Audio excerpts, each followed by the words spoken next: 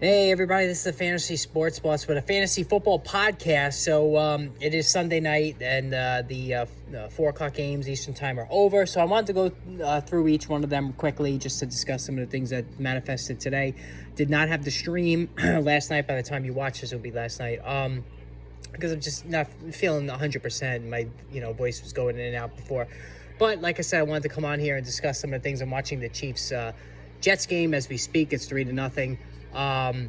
So first the injuries. So T. Higgins, broken rib. It's probably going to be a while until he returns. You're probably thinking somewhere along the lines of a month that he's going to be out, maybe a little bit longer. So we're going to have to keep an eye on that. Justin Herbert banged up his non-throwing hand, but he came back and finished the game for the Chargers. Mike Evans has a hamstring injury. The Bucs are off next week, so that's good. Devontae Adams got banged up, but was able to return. So I mean, the requisite injuries that Javonte Williams missed that one as well. He had a hip injury after he ran for all of 0 yards on 2 carries, so just a disastrous outing for him. Now let's get to the games. The Jacksonville Jaguars easily handled the Atlanta Falcons. We cashed on that one. By the way, we went 3-1 with the picks. Right, took Baltimore, cashed with Baltimore, cashed with the Jacksonville Jaguars, and cashed with the Washington Commanders. Lost with the Cincinnati Bengals. So 3-1 on the picks pending the Giant game tomorrow. As far as the Jags say, it wasn't great. I mean, Trevor Lawrence, 23 of 30, 207 in a score. That's fine. But Travis Etienne, 20 carries, only 55 yards at 2.8 a pop. Not great. Christian Kirk, again, 8 for 84. When Zay Jones misses games, Christian Kirk balls out. There's just no other way to look at it. He was a wide receiver, too. And he's been fantastic. Evan Ingram, 7 for 59. He's been terrific as well. Calvin Ridley, third straight game of listless production. Only 2 catches for 38 yards and a score. I just don't understand what's going on here. It's just not happening for him lately. And I was as high as anybody. And I still believe he's a buy low. But Christian Kirk has, reaffirmed his status as the top guy in this offense. All right, so the Falcons. We know that Desmond Ridder is trash. He threw 1 touchdown, but he also threw 2 picks. This offense is just complete garbage outside of Bijan Robinson. And Bijan Robinson, 14 for 105, 7.5.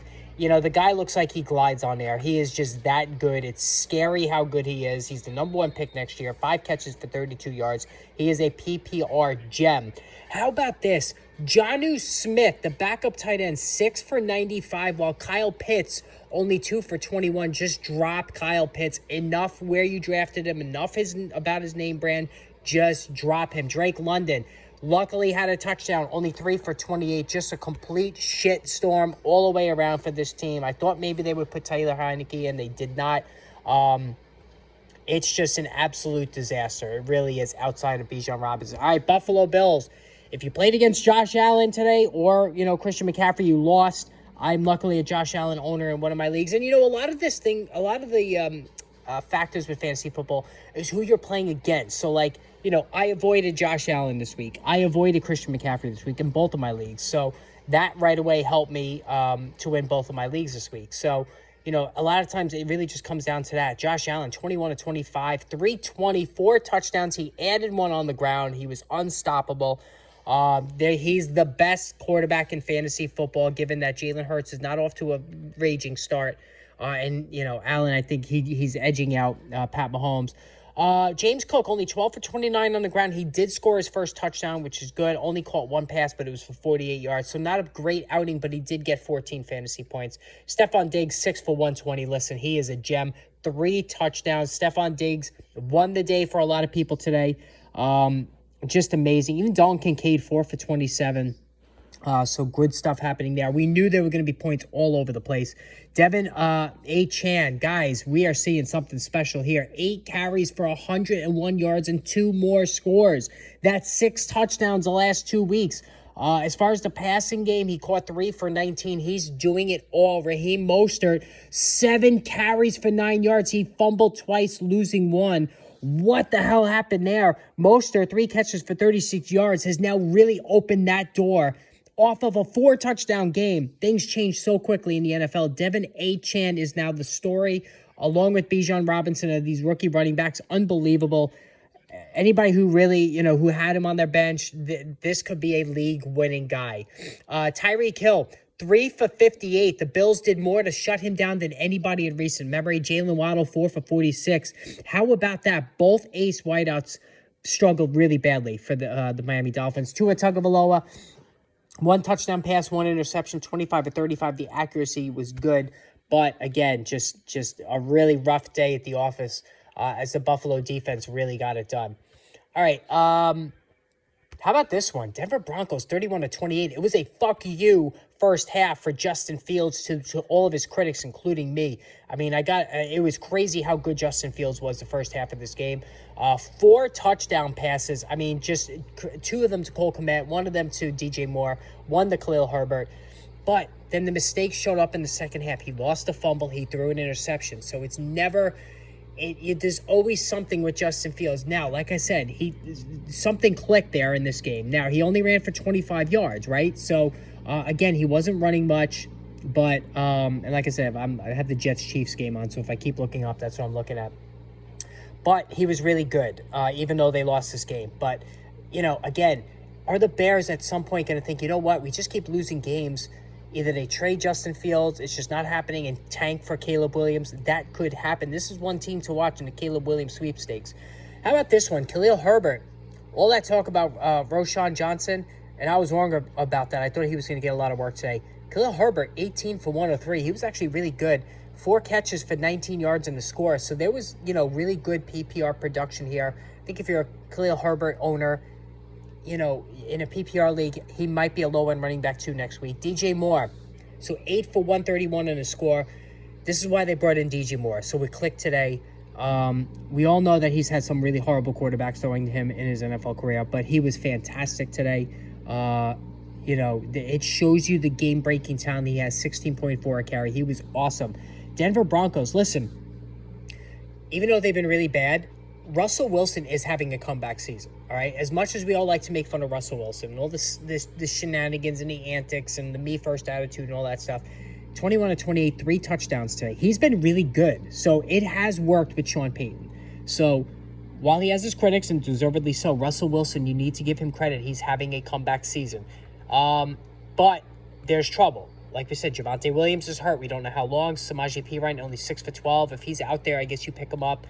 Jerry Jeudy, 3 for 52. There was a lot of hype about Jerry Jeudy coming in. Sean Payton has not unlocked it on him. I don't know if he's still banged up, but it has not been a good start to him. Marvin Mims, 2 for 47. Every time Marvin Mims gets his hand on the ball, Isaiah Pacheco, wow. So Isaiah Pacheco is scoring about a 50-plus rushing yard touchdown right now. Man, Pacheco's been good. And there's a Taylor Swift showing right now in this game. But anyway, Marvin Mims deserves more time, all right? Cortland Sutton, 3 for 27. He scored. But they need to get Marvin Mims going. And if he's available, I would absolutely pick him up. Tennessee, 27 to 3 over the Bengals. Listen, they lost T. Higgins today. Jamar Chase, relative to where he was picked, has been a bust. Joe Burrow, my God, it's so bad. He was a top 5 guy in all leagues. You have to bench him now. Like at least for the time being. Like, say it ain't so, but that's where we're at. 20 of 30, no touchdowns, no interceptions, just nothing happening. Joe Mixon, 14 for 67. I guess that's as good as he could have done. 1 catch for 9 yards. But he's just not really doing anything either. Higgins, 2 for 19 before he got hurt. Chase, 7 for 73. So he made the best of what was a really rough day. Tyler Boyd, 4 for 26. That's the pickup now. You have to pick him up just because, he's going to get an opportunity now. Derrick Henry, 22 for 122 in a score. One catch for 11 yards in a passing game. Listen, I thought that this was a really, if the Tennessee lost this game, there would have been really increased chatter about trading Derrick Henry. But now that they won and he had a big game, that's going to quiet now. DeAndre Hopkins, 4 for 63. He looks like he's lost a step, DeAndre Hopkins. I think he's like a high-end wide receiver 3 now. Baltimore, that was an easy catch, 28 to 3. Deshaun Watson not playing this game. You knew it was going to be ugly. Dorian Thompson-Robinson, I know he had a really good preseason, but, he was really bad in this game. Jerome Ford, 9 for 26 on the ground. He got outproduced by Pierre Strong. He caught 5 for 19, so he's still doing enough in PPR to make that low end running back 2 grade, but it has not been smooth for him. Amari Cooper, Jesus, 1 for 16. 1 for 16 for Amari Cooper. I apologize. I know somebody had asked me on the stream to play him over somebody else, and I had said him. Not good. Not good at all. Lamar Jackson, 50. He's really looking good in this Todd Monken offense, guys. 15 to 19, 186, 2 touchdowns in the air. Ran for 27 and 2 more scores on the ground. He did put the ball on the ground again, lost a fumble, but Lamar Jackson, 30-plus fantasy points, really is taking to this Todd Monken offense. Mark Andrews, 5 for 80 and 2 scores. This is the Mark Andrews we all love. Zay Flowers, 3 for 56. Zay Flowers has been consistently good, not getting into the end zone, though. So we got to just temper things a little bit. The running game for the Ravens, they really need to bring in somebody. 15 for 48 was the best that Gus Edwards could do, which is not very impressive. If Jonathan Taylor's going to get moved, then or eventually Saquon Barkley or even Derrick Henry, that's who the Ravens got to look at. Tampa Bay Buccaneers 26 to 9. Listen, Dennis Allen fucked up royally. He had a injured Derek Carr who averaged barely over 3 yards per pass in this game. Just an embarrassing performance. It was obvious early on Carr didn't have it. They should have put in Jameis Winston by halftime. 23 of 37 for only 127. That's pathetic. But here's the thing. How about this stat? Alvin Kamara, 11 for 51 running, so it was impressive. He caught 13 passes, but for 33 yards only. Here's the thing, guys. This is why format's important. In a PPR league, Kamara scored more than 16 fantasy points. In a standard league, he was only 3+. That shows you the stark difference in value somebody can have. Michael Thomas led the way, 4 for 53. Chris Olave, biggest bust of the day. 1 catch for 4 yards. But again, it's not working. Carr is hurt. Why they didn't put Jameis Winston in is just beyond me. Chris Olave and Deebo Samuel, the 2 biggest busts of the day. We'll get to the 49ers in a little bit. Michael Thomas, he's getting the targets, at least 6 targets in every game, but he's not having that Michael Thomas game that we saw back in the day. He's lost a step. He's not the dynamic guy he used to be, but he's getting targets and he's, putting forth 10 to 12 fantasy points a day. Rashad White, 15 of 56, only 3.7 per carry, so, not great. 3 for 22. Mike Evans, 3 for 40 before he got hurt. We got to watch that injury. Chris Godwin really picked up the pace as expected. 8 for 114 for Chris Godwin. This is the Chris Godwin we love with Tom Brady. Haven't really seen that much this year, but he's going to be the guy if anything happens now going forward, with Mike Evans. But I think with the bye next week, and there's a lot of teams on byes, we'll talk about that during the week.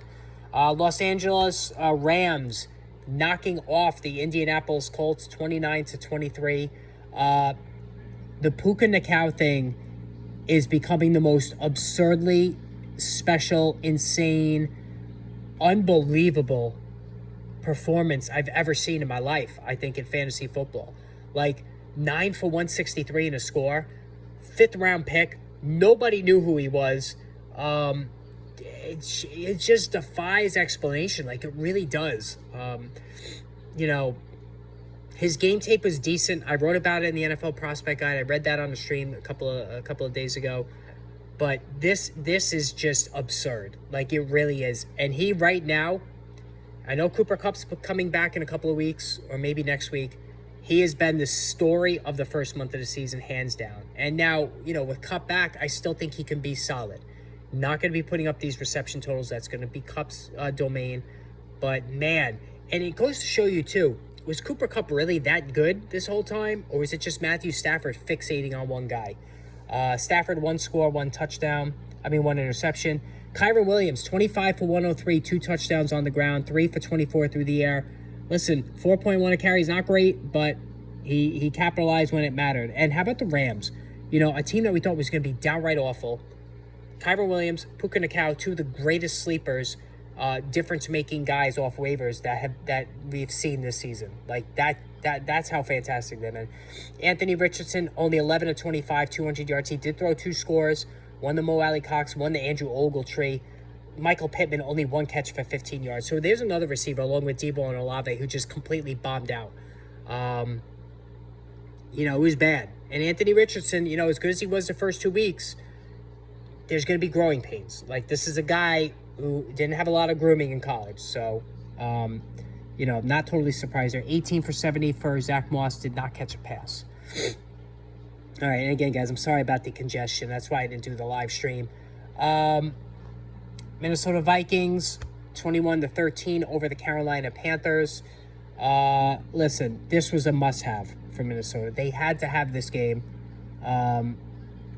If they lost this game, then the calls to dismantle this team would have really risen exponentially. Kirk Cousins, 2 more interceptions, but he did throw 2 touchdowns, 139 yards, so not great. Alexander Mattison, 17 for 95 on the ground. Justin Jefferson, 6 for 85, 2 scores, so finally getting some scores there. Nothing beyond that, though. The Panthers did a good job defending the pass. TJ Hawkinson, only 2 for 24.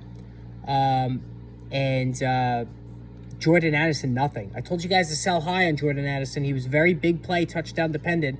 Told you that last week to sell high on him. Hope you listen. Cam Akers, though, 5 for 40. Caught 2 passes for 11 yards. Not bad. But Madison got the majority of the touches. Now, how about this? Chuba Hubbard, 14 carries to Miles Sanders, 13. Sanders was only 3 for 19. It was terrible. 3 catches for 13 yards. Chuba Hubbard, 14 for 41. Not much better. But, listen, is this now a 50-50 split? It certainly looks like it. And that is bad news for Miles Sanders owners. That's for sure. It's not looking great now all of a sudden for the guy.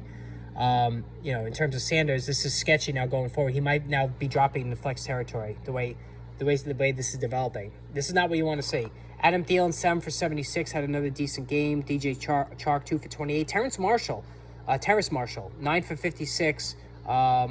Decent day for him there. All right, let's move on. The Eagles. Listen, I love the fact that the Eagles won. When they won this game, I don't know if anybody saw it, but at the end of the game, they showed, after Elliott kicked the game-winning field goal, they showed Jalen Hurts, stone cold look on his face, not celebrating, not jumping up and down, not even cheering, not breaking a smile, nothing, as he walks into the middle of the field to exchange greetings with the other team, with the Commanders. I love that. Like, he's showing, listen, we got a ways to go. Like, there's no we should have won this game in regulation. Like, it shouldn't have been that kind of a struggle. So I love that out of Jalen Hurts, who threw for 319 yards, 2 touchdowns, 34 on the ground. This was a really good performance for him. DeAndre Swift, 14 for 56. He scored and caught 4 for 23. So this is now DeAndre Swift's backfield. And anybody who bought in on him, it was hard to determine during the summer with the Kenneth Gainwell reports and Rashad Penny there. You have yourselves a really, really swell value right now on DeAndre Swift. A.J. Brown finally got into the end zone. He did twice, 9 for 175. Like, crazy shit the last couple of weeks from A.J. Brown. Devontae Smith, 7 for 78. Terry McLaurin, 8 for 86. He recovered a touchdown in the fumble in the end zone for a score. Brian Robinson, only 14 for 45, 1 touchdown on the ground, though. Sam Howell, 1 touchdown through the air, and he picked up 40 yards on the ground. So, Howell was okay. But the Terry McLaurin, we saw very little of this from Terry McLaurin this season, so that was a really good sign there. All right, Houston, 30-6 over the Pittsburgh Steelers. Nico Collins quieted all the Tank Dell talk. Collins was a one-man wrecking crew in this game. I mean, it's just the numbers were absurd. 7 for 168 and 2 touchdowns. He's putting on a clinic. He's had 2 monster weeks like this season. Just crazy stuff. C.J. Stroud, guys, still no picks. 2 more touchdowns, 16 for 30, 306. Dameon Pierce, 24 for 81, 1 for 27 in the passing game, so not bad there. And the Steelers are just a complete joke right now. You can't play anybody on the Steelers. It's been that bad. So, there's just an Isaiah Pacheco absolutely destroying it right now for the Chiefs. So anyway, so that's the 1 o'clock games. I wanted to do a wrap-up on that. I'll do a separate wrap-up for the afternoon games and this game tomorrow morning. So hit that subscribe button, guys. We will chat soon. Hopefully do a live stream tomorrow if I'm feeling okay. If not, I will talk to you guys on Tuesday.